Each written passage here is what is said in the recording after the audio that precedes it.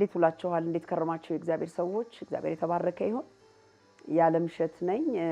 አስቀድሜ ፕሮግራሜን እየተከታተላችሁ ስላላችሁ የደወላችሁልኝ ስላላችሁ እግዚአብሔርን ስለእናንተ አመሰግናለሁ። እግዚአብሔር የተባረከ ይሁን። ዛሬም እንግዲህ ያን ትህትና የሚለውን ሐሳብ ጠለቅ ያለ መሬት የወረደ ሐሳብን ባለፈው የጀመርኩትን ዛሬ እንጨርሳለን። እግዚአብሔር የተባረከ ይሁን። ባለፈው ሳምንት የነበራችሁ ሰዎች በደንብ ታስተውላላችሁ። ዛሬም ከዛ ቀጥላለሁ። ዛሬም አዲስ የመጣችሁ ሰዎችን ብትሆኑ ይሄን መከታተል ትችላላችሁ። እግዚአብሔር የተባረከ ይሁን። እንግዲህ ትህትና የመንፈስ ቅዱስ ፍሬዎች ውስጥ ያለ 9 የመንፈስ ቅዱስ ፍሬዎች ውስጥ ገላትያ 5:22 ላይ ካሉት 9 የመንፈስ ቅዱስ ፍሬዎች ተብለው ከተጠቀሱት ውስጥ ያለ ዋና የሆነ ትልቅ አስፈላጊ የሆነና የኢየሱስ ክርስቶስ ሞዴል አድርጎልን የሄደውና እኛም ደግሞ እንደ ክርስቶስ አምባሳደሮች በዚህ ምድር ላይ ወንጌልን እንደምንሰራ ወይም ደግሞ የክርስቶስን መልክ እየገለጠን እንደምንኖር አማኝ ክርስቲያኖች በእኛም ውስጥ የሚጠበቅና ዋና የሆነ በዕለት ተዕለት ህይወታችንም ደግሞ ልንገልጠው የሚገባ ትልቅ ፍሬ የመንፈስ ቅዱስ ፍሬ ነው። ክብር ለጌታ ይሁን።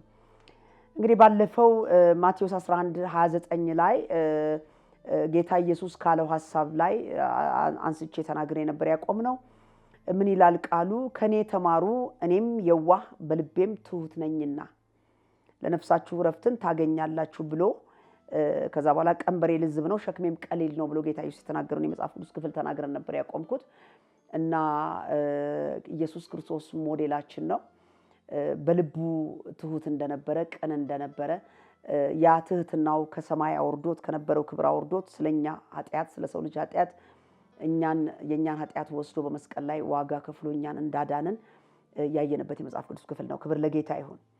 የመጀመሪያውን አንደኛውን ነበር የተናገርኩት። ትህትና ማለት ወደ ኋላ ልመለሱ ልንገርና ልቀጥል። ትህትና ማለት ምን ማለት ነው ብያለሁኝ። ኢየሱስ ክርስቶስ ከሞት ወደ ህይወት ወደ ዘላለም ህይወት እንድንመጣ በመስቀል ላይ ዋጋ ከፍሎ እንዳዳነንና በሱ ላይ ባለን እምነት ደግሞ በየቀን በምንኖረው ኑሯችን ያለ እግዚአብሔር ያለ ኢየሱስ ክርስቶስ እርዳታ ምንም ነገር እንደማንችል ማወቅ ትህትና ነው ብዬ ነበር የተናገርኩት። ክብር ለጌታ ይሁን። ዛሬ ግን ሁለተኛው ደግሞ ትህትና ማለት በእግዚአብሔር መልካምነት ላይ በመደገፍ ፈቃዱን ማድረግ ትህትና ነው። ክብር ለጌታ ይሁን። ተመልከቱ። በእግዚአብሔር መልካምነትና በጎነት ላይ በመደገፍ ክርስቲያኖች ወገኖቼ ሆይ የእግዚአብሔርን ፈቃድ ብቻ በህይወታችን ለማድረግ መወሰንና ማድረግ እሱ ትህትና ነው። በቤት ውስጥ እንኳን ስንኖር ልጆቻችንን እኛ ያልናቸውን ነገሮች እንዲያደርጉ ቤት መቀረጫ ስለሆነ ቤት ልጆች ሞዴል የሚያደርጉበት ተቀርጾ የሚያደርጉበት ቤት ተቋም ስለሆነ ልጆቻችን ይሄንን አድርጉ ይሄንን ስሩ ብለን ስንላቸው ያንን እኛ ያልናቸውን እንዲያደርጉ እንጠብቃለን አይደል?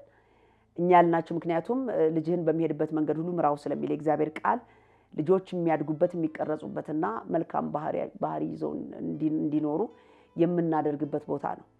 ስለዚህ እኛ ያልናቸውን ነገር ደግሞ እንዲያደርጉ ነው የምንፈልገው አይደል?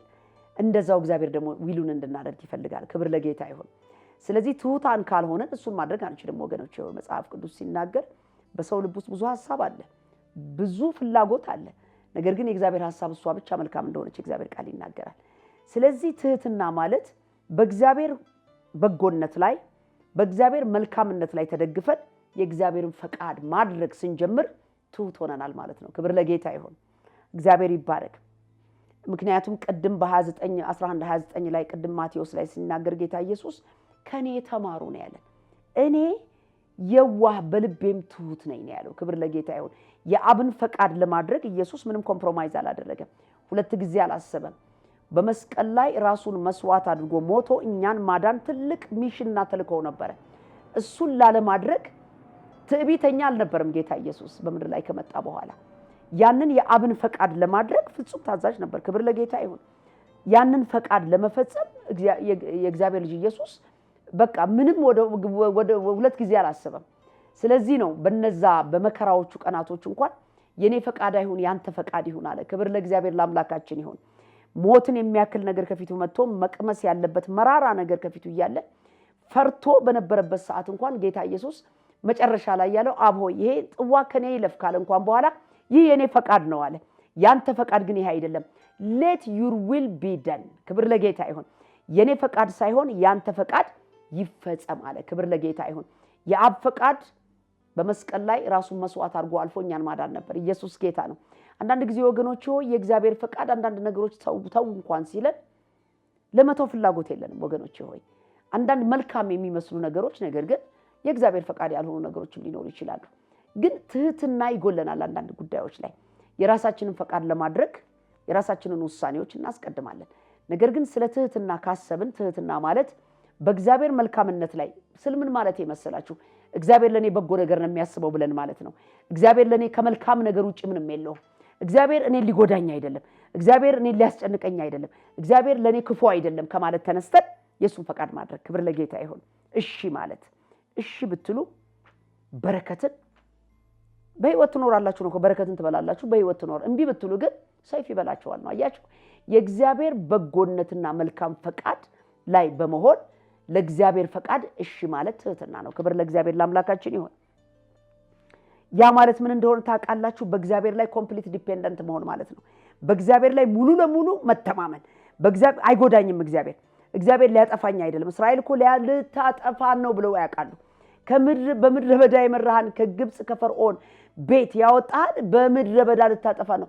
መቃብር በግብጽ ስለሌለ ነበር እንደ ብለው ሁሉ ያውቃሉ ወገኖች። ተመልከቱ እግዚአብሔር መልካም እንደሆነ ማናቅ ከሆነ እግዚአብሔር ሊያጠፋን እንደሆነ በነፍሳችን ምክር ውስጥ የሚመጣውን ሐሳብ ልንቀበል እንችላለን። ስለዚህ በእግዚአብሔር ሙሉ ለሙሉ በእግዚአብሔር ላይ መተማመን ኮምፕሊት የሆነ 50% ከኔ 50% ከእግዚአብሔር አይደለም። አንድ አባባል ሁሉ ጊዜ አንዳንድ ሰዎች የሚሉት ነገር ይገርመኛል። እርዱኝ ረዳቸዋለሁ ብሏል እግዚአብሔር ምናምን ይላሉ ሰዎችና አረ በኢየሱስም እግዚአብሔር የሚረዳ አምላክ አይደለም። እግዚአብሔር ሉዓላዊ አምላክ ነው። ክብር ለጌታ ይሁን። እግዚአብሔር ላይ ሙሉ በሙሉ መደገፍ በኔ 50% በእግዚአብሔር 50% የሚሆን ነገር የለም። እንደዛ ብሎ ነገር የለም። በእግዚአብሔር ሙሉ ሉዓላዊ ችሎታው ላይ መለኮታዊ አቅሙ ላይ መለኮታዊ ማዳኑ ላይ መለኮታዊ ጥበቃው ላይ ክብር ለጌታ ይሁን። መለኮታዊ ችሎታው ላይ መደገፍ ማለት ነው። እግዚአብሔር የተመሰገነ ይሁን። ክብር ለእግዚአብሔር ለአምላካችን ይሁን። ሶስተኛው እግዚአብሔርን ትህትና ማለት እግዚአብሔርን መፍራት ማለት ነው። ክብር ለጌታ ይሁን። እግዚአብሔርን መፍራት ሌላው የትህትና መገለጫ ነው። አያችሁ ይሄ አሮጋንታ ማለት ይሄ እልህኛ ለመሆን ምንድነው የሚባለው? ይሄ ትዕቢተኛ አለመሆን ትህትና ነው። እግዚአብሔርን የሚፈሩ ሰዎች ጨካኞች አይደሉም። እግዚአብሔርን የሚፈሩ ሰዎች እልህኞች አይደሉም። እግዚአብሔርን የሚፈሩ ሰዎች ትዕቢተኞች አይደሉም። እግዚአብሔርን የሚፈሩ ሰዎች በደለኞች አይደሉም ማለት ነው። አያችሁ ፈራህ እግዚአብሔር ያለው ሰው ትሁት ነው። በቃ እግዚአብሔርን ስለሚፈራ ራሱን ይገዛል ማለት ነው። ክብር ለጌታ ይሁን። እግዚአብሔርን መፍራት ከጥበብ ሁሉ መጀመሪያ የጥበብ ሁሉ መጀመሪያ ነው ይላል እግዚአብሔር ቃል። ስለዚህ እግዚአብሔርን መፍራት ሌላው የገርነት ወይም ደግሞ የትህትና መገለጫ ነው ልላችሁ ፈልጋለሁ። እግዚአብሔር ይመስገን። ምሳሌ 22:4 ላይ እግዚአብሔርን መፍራት ትህትና እግዚአብሔርን መፍራት ነው ይላል። ተመልከቱ ምሳሌ 22:4 ላይ በቀጥታ ትህትና እግዚአብሔርን መፍራት ነው ይላል። ትህትና እግዚአብሔርን መፍራት ነው ይላል። ባለጠግነትም ክብርም ሕይወትም ነው ይላል። ተመልከቱ እግዚአብሔርን መፍራት ትህትናም ነው ባለጠግነትም ነው እንደገና ደግሞ ክብርም ነው ሕይወትም ነው ይላል። እግዚአብሔር የተባረከ ይሁን። እግዚአብሔር ወደዚህ መረዳት ያምጣን ወገኖቼ ሆይ። ብዙ ጊዜ እኮ ሰዎች ቅንነታቸው ሲወሰድባቸው እግዚአብሔር መፍራት ያቆማሉ። ሰው ቅንነቱ ሲወሰድበት ለሰው ያለው አመለካከት ይቀየራል። ግፈኝነት፣ ዘረኝነት፣ ይሄ ጥላቻ፣ ያለ ፍቅር መመላለስ፣ ግፍ፣ ጭቆና፣ በደልን ለማድረግ ሰዎች ይደፍራሉ። ክብር ለጌታ ይሁን። ሰው እግዚአብሔርን ካልፈራ ወገኖቼ ሆይ የፈለገውን ነገር ወደ ማድረግ ይመጣል። የተደበቀ ያሮጌው ሰው ማንነቶች መገለጥ ይጀምራሉ። ሰው ግን ፈራህ እግዚአብሔር ካለው ትህትናው ነው የሚገለጠው ወገኖቼ ሆይ። ከራሱ በላይ ለሰዎች ማሰብ ሰው ምን ይለኛል እግዚአብሔር ምን ይለኛል ወደሚለው ነገር ሰው ይመጣል። የእግዚአብሔር ሰዎች ሆይ ይሄ መንፈስ ቅዱስ ፍሬ በጌታ በኢየሱስም በእኔና በእናንተ በእያንዳንዳችን ውስጥ እንዲያፈራ ጸሎቴ ነው። እግዚአብሔር የተባረከ ይሁን። እግዚአብሔር ትሁታን ያደርገን። እግዚአብሔር ቅኖች ያደርገን። እግዚአብሔር ደጎች ያደርገን። በምድራችን ላይ እንኳን የምናያቸው እኮ እነዚህ የተለያዩ ግፎች የተለያዩ መከራዎች እኮ ወገኖቼ ሆይ ሰው እግዚአብሔርን ካለ መፍራት የተነሳ የሚያሳያቸው ተግባሮች ናቸው። ቅንነት ሲጠፋ ትህትና ሲጠፋ ሰው ለጎረቤቱ ጨካኝ መሆን ይጀምራል። ሰው ለጎረቤቱ ደህንነት ግድ አይኖረውም። ሰው ለጎረቤቱ ይሄ መቸገር ግድ አይለውም ወገኖቼ ሆይ እግዚአብሔር ከዚህ ይጠብቀን። አንደኛ ጴጥሮስ 5:5 ላይ እንደዚህ ይላል እንዲሁም ጎበዞች ሆይ ለሽማግሌዎች ለሽማግሌዎች ተገዙ ይላል። ሁላችሁም እርስ በርሳችሁ እየተዋረዳችሁ ትህትናን እንደ ልብስ ልበሱት ይለናል። ክብር ለጌታ ይሁን። ትህትና ከኛ ሩቅ የሆነ ነገር ሊሆን አይገባም። ከኛ በጣም የራቀ ማለት ልንነካው የማንችለው ነገር እስከሚሆን ድረስ ማሰብ የለብንም። መጽሐፍ ቅዱስ እኮ ሲናገር ክርስቶስን ልበሱት ነው የሚለን። መልበስ ሰው ራቁቱን መሄድ እንደማይችል ክርስቶስ ሁልጊዜ በእኛ ውስጥ መታየት መገለጥ እንዳለበት የለበስነው ልብስ ሁልጊዜ ግልጥ ሆኖ እንደሚታይ ኢየሱስ ክርስቶስ በእኔና በእናንተ ሕይወት ውስጥ መገለጥ አለበት። ዕለት ዕለት መታየት አለበት። የዛኑ ያህል ቅንነታችንና ገርነታችን ልብሳችን እንደሚገለጠው እንደሚታየው ሊታይ ይገባል በሕይወታችን ወገኖች ሆይ። ገርነታችን መደበቅ የሚደበቅ መሆን የለበት። ትህትናችን መገለጥ የለበትም። ክብር ለእግዚአብሔር ይሁን። አራተኛው ትህትና የትህትና መገለጫ በእግዚአብሔር መሐሪነት ላይ መደገፍ ነው። እግዚአብሔር መሐሪ ነው። ክብር ለጌታ ይሁን። ሰው በበደልና በኃጢአት ውስጥ ሊመላለስ ይችላል። ሰው በጥፋት ውስጥ ሊሆን ይችላል። ነገር ግን ትህትና ማለት ምን እንደው ታውቃላችሁ? የንስሐ ሕይወት እንዳለ ማወቅ፣ እንደገና በእግዚአብሔር መሐሪነት ላይ መደገፍ።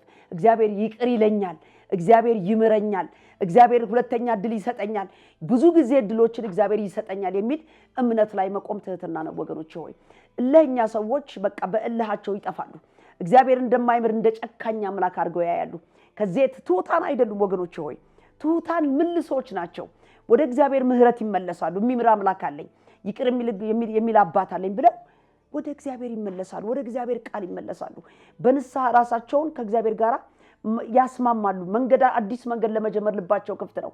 አዲስ ሐሳብ ለማምጣት አዲስ የሆነ አላር ቅንነታቸው እንዲመለስ ለመስራት አይከብዳቸውም ወገኖች ሆይ። ሉቃስ 18 ከ10 እስከ 14 ላይ በእግዚአብሔር መሐሪነት ላይ መደገፍ ያልኳችሁ ሐሳብ አለ።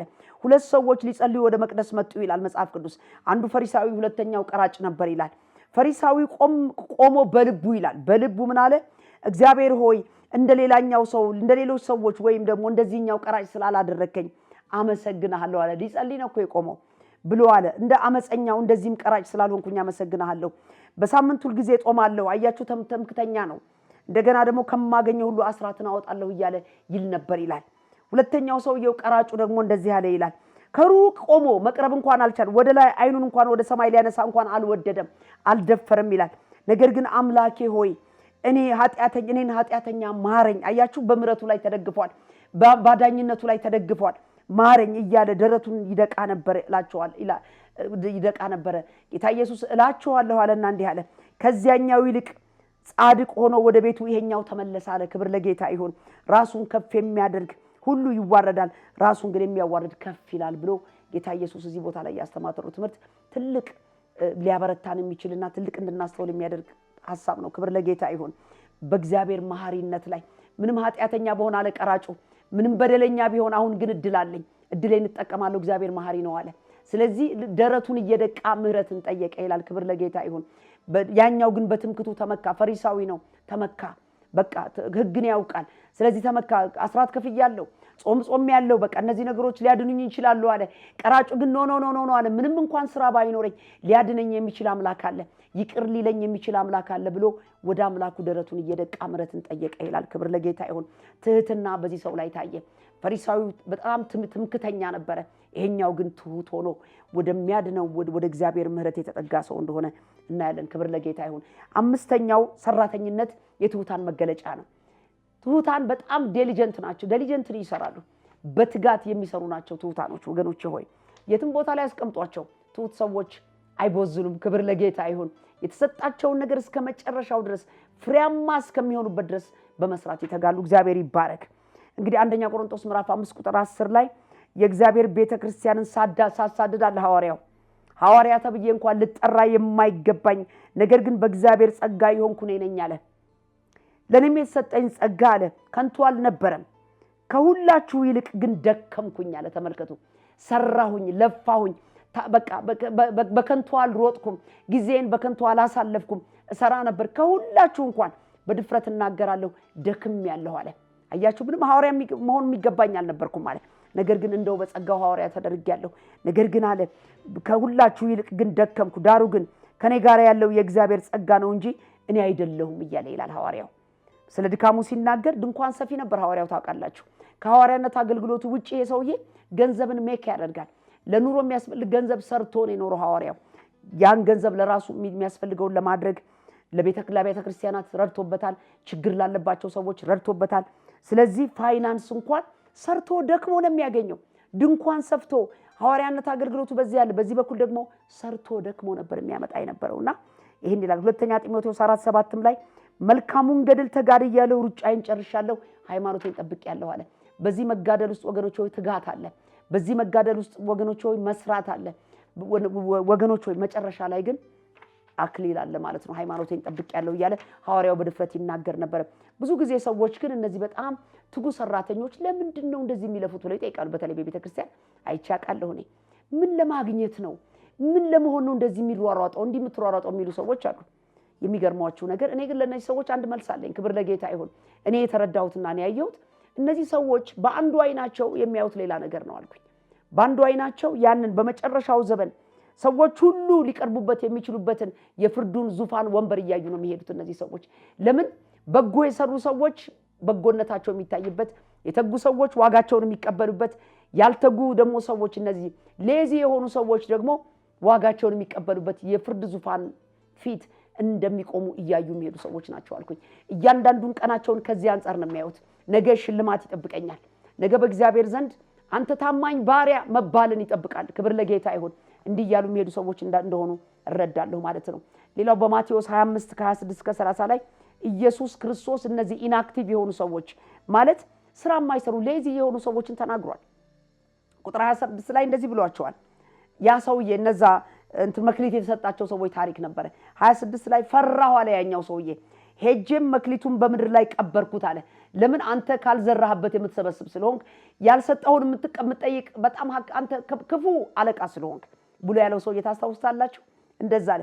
በምድር ቀበርኩት እነሆ መክሊትህን ብሎ መክሊቱን ለጌታ መለሰለት ይላል።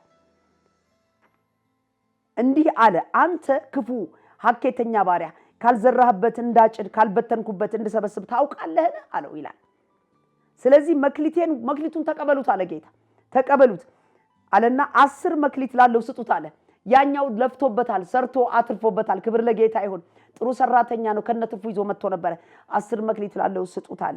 ላለው ይጨመርለታል ይበዛለትማል፣ ከሌለው ግን ያው አንዱ እንኳን ይወሰድበታል። ወገኔ ሆይ እግዚአብሔር ባስቀመጣችሁ ቦታ ላይ ስሩ። ወገኖች በዲፓርትመንት ላይ የምትሰሩ ሰዎች፣ በተለያየ አገልግሎት ዘርፍ ላይ እየሰራችሁ ያላችሁ ሰዎች የምትሰሩትን በእጃችሁ ላይ ያለውን ስራ በትጋት ስሩ በጌታ በኢየሱስ ስም። ወገኔ ትርፍን የምታተርፈው ከሰራህበት ነው። 50 ብር ይዘህ ካልሰራህበት አታተርፍም። 50 ብር ዝም ብሎ ቁጭ ሊል ይችላል። 100 ብር ካለ ዝም ብሎ እሱ ሊቀመጥ ይችላል። 100 ብር ከሰራህበት ግን 120 ብር ይሆናል። 110 ብር መሆኑ የማይቀር ነው። በገሃዱ ዓለም ላይ እንኳን በህይወታችን ይሄ ነገር ይሰራል። ይሄ ናቹራሊ የሚሰራ ነገር ነው። በእግዚአብሔር ቤት ውስጥ የተሰጠህን ነገር ከሰራህበት ነገ ማትረፍህ አይቀርም። ክብር ለጌታ ይሁን።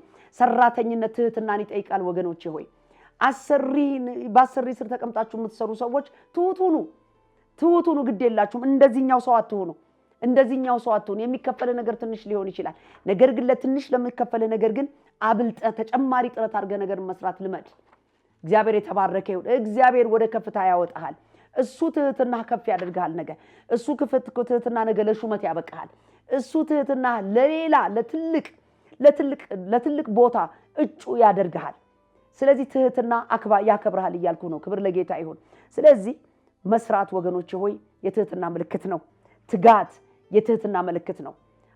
ባለቃ ፊት ለዘብተኛ አትሁን። ባለቃ ፊት የምታሾፉ አትሁኑ። ሰው ያያችሁ ብቻ የምትሰሩ፣ ሰው ሳያችሁ የምትሰሩ፣ ሰው ሳይኖር አለቃ ካልመጣ በስተቀር ስራን የማትሰሩ ሰዎች ዛሬ በጌታ በኢየሱስ ስም በጌታ ፍቅር ነግራችኋለሁ። አለቃ እግዚአብሔር ነው። ክብር ለጌታ ይሁን። የሚያይ አምላክ አለ። ተደራድረህ እኮ አንተ ይሄን ትከፍለኛለህ እኔ ይሄንን ስራ ሰጣለሁ ብለህ ነው የገባኸው። እግዚአብሔር ያያል። ነገር ግን ምንዳህን እንኳን የቀያየረብህ አለቃ ስር ብትሆን ወገኔ ሆይ በትህትናና በቅንነት ስራ የሚፈርድልህ እግዚአብሔር በሰማይ አለ። ክብር ለጌታ ይሁን። የስራህን ዋጋ ታገኛለህ። እዚህ ያሳየው ትጋት ነገ ይከፍልሃል። እዚህ ያሳየው ጨዋነት ነገ ይከፍልሃል። እዚህ ያሳየው ተጨማሪ ጥረት ማድረግ በሌላ ቦታ ላይ ታላቅ ሰው ያደርጋል። ክብር ለጌታ ለአምላካችን ይሁን። እግዚአብሔር ይባርክ። የመጨረሻና ስድስተኛው ትህትና ምንድነው ብያልኩኝ? ለስልጣንና ለቦታ አትጋፋ። ትሁቶች አይጋፉም። ለስልጣን ለቦታ ትሁታን አይጋፉም። ወገኖች ሆይ ትሁት የሆኑ ሰዎች ባሉበት ቦታ ላይ እግዚአብሔር ራሱ ያከብራቸዋል። ለሌላ ሹመት ይታጫሉ እንጂ ቦታ ለማግኘት ስልጣን ለማግኘት ግፊያ ውስጥ አይገቡም። ይሄ መላላጥ ውስጥ አይገቡም ወገኖች ሆይ። ምንም ቦታ ላይ ልትቀመጥ ትችላለህ ዛሬ። ነገር ግን እግዚአብሔር የሚቀጥለውን ስፍራህን የሚቀጥለው የተሻለ ቦታህን እግዚአብሔር ይሰጥሃል። እዚህ ጋር ያሳየው ጨዋነትና ትህትና ቅንነትና ገርነት ነገ ይከፍልሃል እያልኩ ነው። ተላልጠህ የምታመጣው ሹመት ተላልጠህ ለሹመት የምታደርጋቸው አንዳንድ ሰው ገለህ ሰው ላይ ተረማምደህ ሰውን ጨቁነህ ራስህን ለማሳየት የምትሄድበት መንገድ ይሄ መንገድ አያዋጣም እያልኩ ነው። ለብዙ ሰዎች ይሄ ቃል ይሄ መልእክት ዛሬ እንዲደርሳቸው አውቃለሁ። እግዚአብሔር የብዙ ሰዎችን ታሪክ አስተሳሰብና ክፉ አመለካከት እግዚአብሔር ይቀይራል ብዬ አምናለሁ። ክብር ለጌታ ይሁን። ሹመትና ስልጣን ጊዜያዊ ናቸው ወገኖቼ ሆይ፣ ጊዜያዊ ናቸው፣ ያልፋሉ። ነገር ግን በእውነት ወገኔ ሆይ ባለህበት ቦታ ላይ ሊያከብር ለሚችል እግዚአብሔር ለሱ ክብርን እየሰጠ በንጹህ መንገድ ወደሚቀጥለው ሌቭል ከፍታ ሹመት እድገት ማለፍ ይሁንልህ በጌታ በኢየሱስ ክርስቶስ ስም። ሰዎች ሰውን ገለው ለሹመት ሰውን ይገላሉ፣ የሰውን እድል ይይዛሉ፣ በር ይዘጋሉ። እውነቴን ነው የምላቸው፣ ሐሰተኛ ነገሮችን ያደርጋሉ። ለመታየት ሲሉ የማያደርጉት የማይሮጡት የማይቧጥጡት ነገር የላቸውም። ነገር ግን በጌታ በኢየሱስ ክርስቶስ ስም ትሑታን ግን በክብር ወደ ፕሮሞሽናቸው ይሄዳሉ። ትሑታን ግን በክብር ወደሚቀጥለው ከፍታቸው ይገባሉ። ትህትና ከፋይ ነው እያልኩ ነው። ትህትና አክባሪ ነው እያልኩ ነው።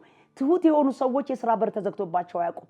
ትሁት የሆኑ ሰዎች የሚቀጥለውን ፕሮሞሽን አተውት አያውቁም። ክብር ለጌታ ይሁን። እግዚአብሔር ከፋይ ስለሆነ ይከፍላቸዋል።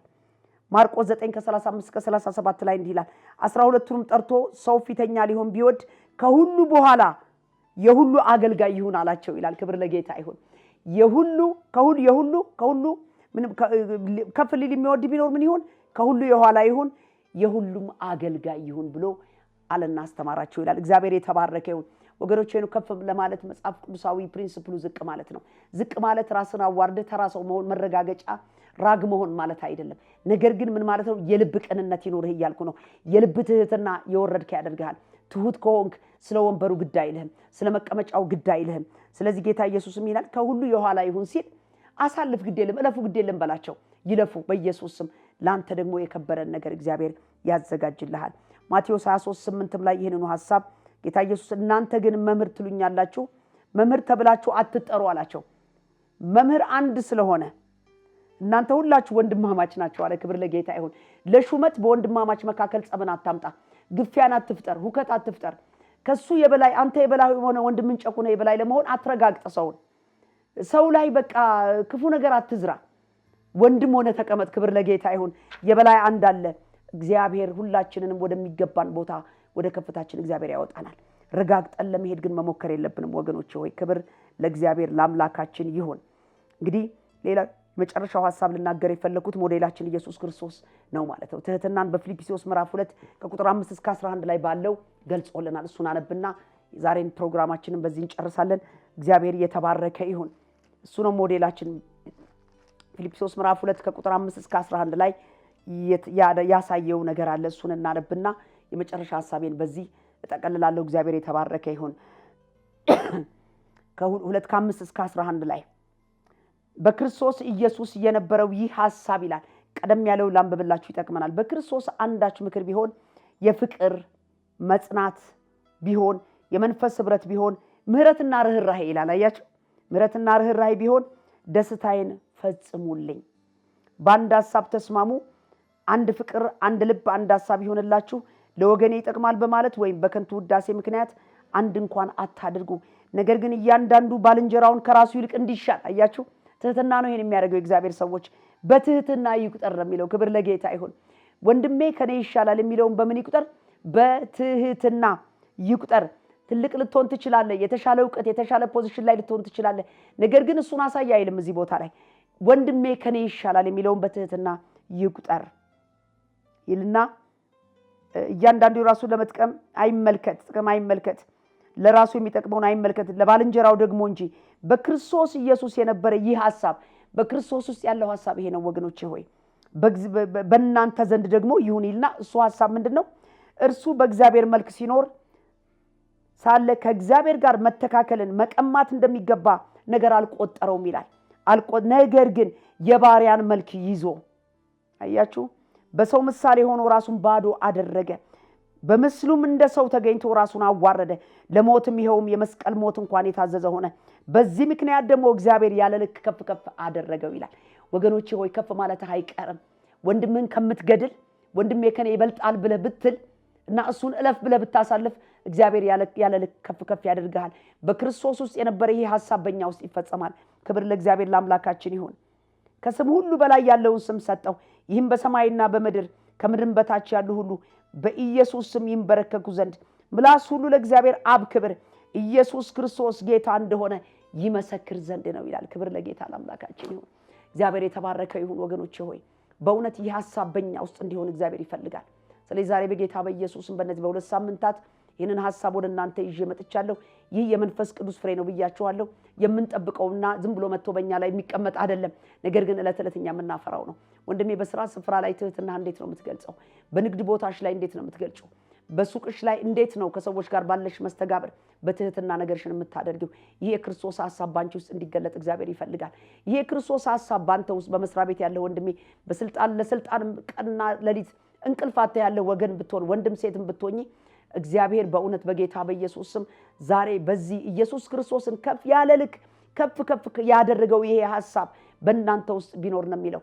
ስለዚህ ወንድሜ ከኔ ይሻላል ማለት አለብን። የሰዎችን ዶክመንት ምንቀበር ለመቅበር የሰዎችን በቃ ፖዚሽን እንዳያገኙ ስልጣን እንዳያገኙ መጥፎ ፐርፎርማንስ በሰዎች ላይ የምንጽፍ ሰዎች ወገኖቼ ሆይ ለሰዎች ማደግ እንቅፋት እየሆንን ያለን ሰዎች ካለን ዛሬ በጌታ በኢየሱስ መመለስ ይኖርብናል።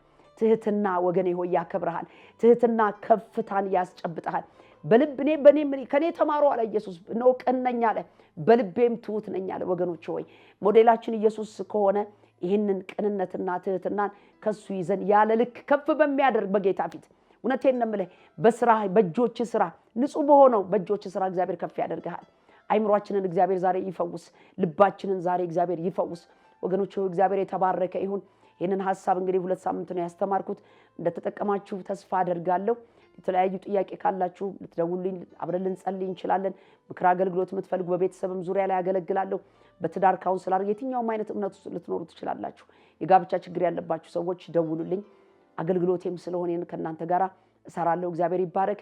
በቀጥለው ሳምንት በሌላ ሐሳብ ደግሞ ሌላ ሐሳብ ይዤ መመጣው ስለ ቤተሰብ በማህበራዊ አገልግሎቴ ዙሪያ ላይ ቤተሰብ ቤት ስለሚል ነገር ሐሳብ ቃል የሆነ ትምህርት ይዤ እመጣለሁ። ከኔ ጋር እንደምትሆኑ ተስፋ አደርጋለሁ። ጌታ ይባርካችሁ። የዛሬን ፕሮግራም ጨርሰናል። እግዚአብሔር